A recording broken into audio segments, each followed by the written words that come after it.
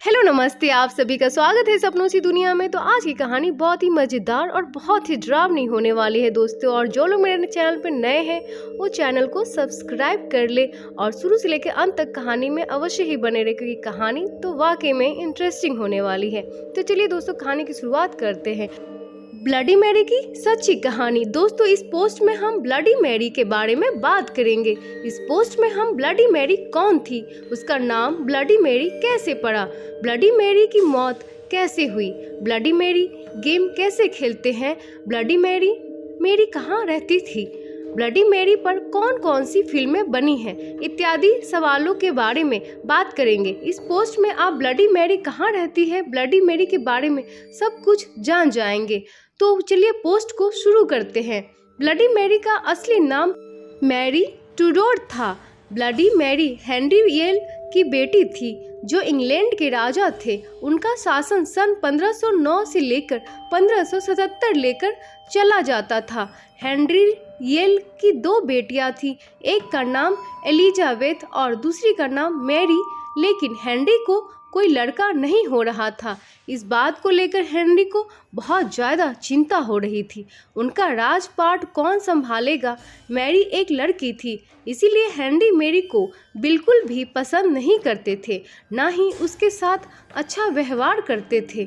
महल में बहुत सारे नौकर होने के बावजूद भी मैरी को सारा काम करना पड़ता था। लेकिन मैरी ने कभी भी अपने पिता को उल्टा जवाब नहीं दिया, उससे यह सारे काम क्यों कराते हैं। कहीं न कहीं मैरी यह बात जानती थी। उसके पिता इंग्लैंड के सबसे शक्तिशाली आदमी हैं। मैरी 18 फरवरी 1516 से 17 नवंबर 1558 जुलाई 1553 अपनी मृत्यु तक इंग्लैंड और आयरलैंड की रानी थी। इन्होंने अपने शासनकाल के हजारों लोगों को ऐसी ऐसी सजाएं दी कि आदमी की रूह कांप जाए। ब्लडी मैरी के पिता, जो मैरी को बिल्कुल भी पसंद नहीं करते थे, अपने साथ हो रहे भेदभाव पर मैरी ने कभी भी अपने पिता को कुछ नहीं कहा, क्योंकि मैरी को इंग्लैंड पर राज करना था। वो बहुत चालाक थी। उसने अपने सारे रिश्तेदार के बच्चे को मरवा दिया, खासकर जो लड़के थे, ताकि उसके पिता उन्हें किसी को राज ना दे। एक दिन हेनरी येल की मौत हो जाती है। मैरी जो सबसे बड़ी लड़की थी, इसीलिए कुछ दिनों बाद मैरी इंग्लैंड की रानी बन जाती है। मैरी एक निर्मम रानी थी जो अपनी हर बात प्रजा से मनवाना चाहती थी। अगर कोई उसकी बात मानने से इनकार कर देता तो उसे पूरी प्रजा के सामने सजा देती। अपनी बात ना मानने के लिए उन्हें जिंदा जला देती थी, और जिनको वो जलाती नहीं थी उनके पूरे शरीर को काट कर उनके खून को एक बर्तन में इकट्ठा कर देती, फिर उसी खून से नहाती थी।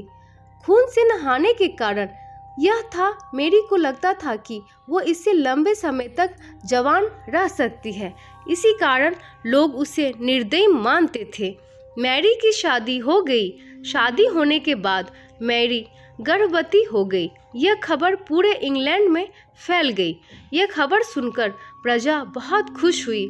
सभी को यह लगा रानी अभी थोड़ी शांत हो जाएगी, लोगों पर हो रहे अत्याचार भी शायद थोड़े कम हो जाएंगे। एक दिन मैरी को बहुत तेज से पेट में दर्द हुआ, मतलब उस दिन बच्चा पैदा होने वाला था। तो उस दिन मैरी को बच्चा हुआ भी नहीं। मैरी का पेट तो फूला हुआ, तो बच्चा क्यों नहीं हुआ। इस घटना सभी हैरान हो गए। कुछ महीनों के बाद मैरी का पेट पहले जैसा सामान्य हो जाता है। उस समय ओझा बताती है, इतने दिन से मैरी के गर्भ में बच्चा नहीं बल्कि एक भूत उसके पेट में पल रहा था। उसके बाद रानी बहुत ज़्यादा दुखी हो गई और साथ ही बहुत ज़्यादा बीमार रहने लगी। उसके साथ वही समस्या होने लगी, अगर बच्चा नहीं होगा तो राजपाट कौन संभालेगा। ब्लडी मैरी, जो अपने पति को दूसरी शादी के लिए भी नहीं बोल रही थी, अगर उसका पति दूसरी शादी कर लेगा, उसका बेटा मैरी के राजपाट पर शासन करेगा, ये सब मैरी नहीं चाहती थी। वो अपने खुद के बच्चे को ही राजगद्दी पर देखना चाहती थी। इसका यह सपना पूरा न होने के गम में रानी और ज़्यादा बीमार पड़ती चली गई और उसकी दर्दनाक मौत हो गई। यह बात पूरे इंग्लैंड में फैल गई। मैरी के पेट में एक भूत पल रहा था। लोगों का यह भी मानना था कि उसके पेट में एक नीला बच्चा था जो उसे ब्लू बेबी के नाम से जानते हैं। उसके बाद इंग्लैंड में लोगों की मौत होने लगी। जो भी लोग रात में शीशे के सामने जाकर ब्लडी मेरी को याद करता या उसका नाम 3 बार लेता था तो वो शीशे से निकलकर उसको मार देती थी।